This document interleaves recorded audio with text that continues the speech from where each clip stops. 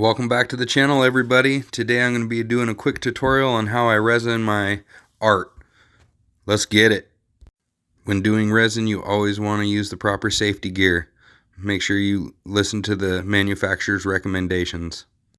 Always completely clean your tiles. All the top surfaces, make sure you get the edges really well so the resin can stick to everything. Today we'll be using Mod Podge Resin by Plaidcrafts. So I'm dumping out the resin right here. What I have is 2 half cups, and I was able to get 2 mixes this way out of each set of bottles. You want to make sure you're getting equal parts. That's why I'm using the cups. It's a 1-to-1 mix ratio. Alright, and here comes the hardener. Same thing. Make sure you're getting an equal part there.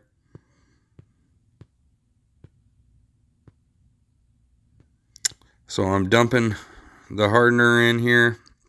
Make sure you scrape everything off the sides so you continue to keep the equal amounts, equal parts of resin and hardener. Now I'm getting all the epoxy resin off the cup. You can tell it's a lot thicker. So make sure you scrape it really well so you can keep that equal part in there. When you mix, you want to mix slowly, but you want to make sure you mix everything together. Always scrape the sides and scrape your stick off every once in a while so you can get all that epoxy resin and hardener to mix equally. The slower you mix, the less bubbles you tend to have. So try to take your time, be easy with it. Alright, you can see instantly when I start coating this, the color change and the difference in that. It makes all the glitter come back. All the metallic comes up to the top. It's just beautiful. I'll spread it out a little bit. Just let you see some of the color change while I do this real quick. It makes it a pretty big difference. Alright, here's the resin spread out on the first couple tiles. This, as you can see, that's old drips. I don't really have many drips because this resin hangs on really well, and it actually grips the sides pretty good. You can see really clear, couple air bubbles. I'll show you how to deal with that here in 1 second. We'll take care of those and then move on to the next step.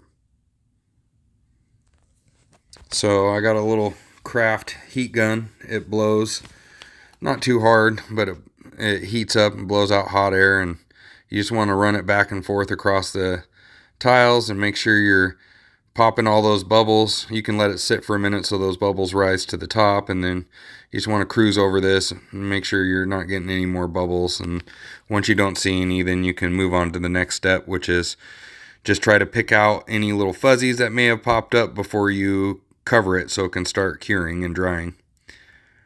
So here's one of the dry results that I did the other day.